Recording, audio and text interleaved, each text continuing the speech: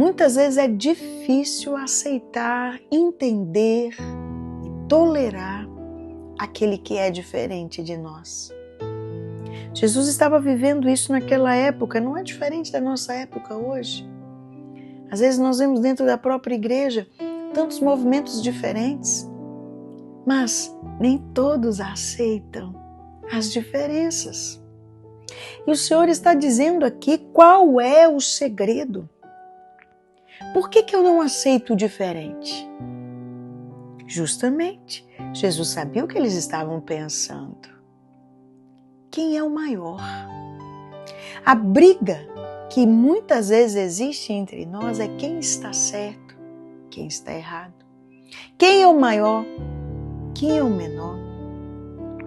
Existe sempre em nós, parece que uma necessidade de análise. E eu disse isso hoje aqui, já no Vitória de hoje no Instagram. Se você não viu, vai lá.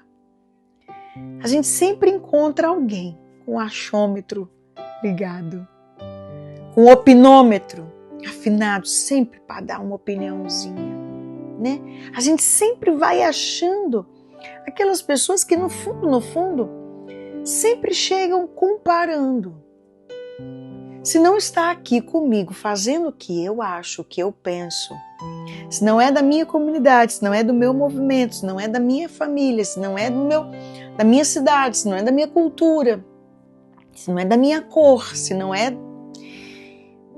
A gente vai tendo dificuldades de entender e de aceitar que o outro é diferente. Porque essa necessidade, que é pecado, família, é pecado.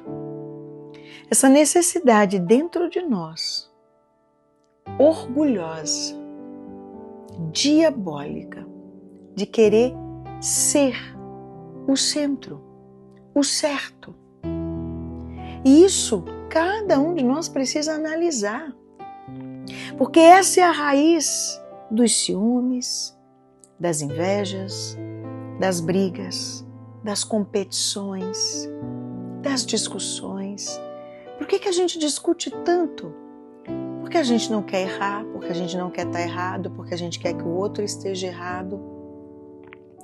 Por que não é mais fácil dizer, tá bom, eu errei, vamos ajustar, ou tá bom, vamos ver o que dá para fazer agora?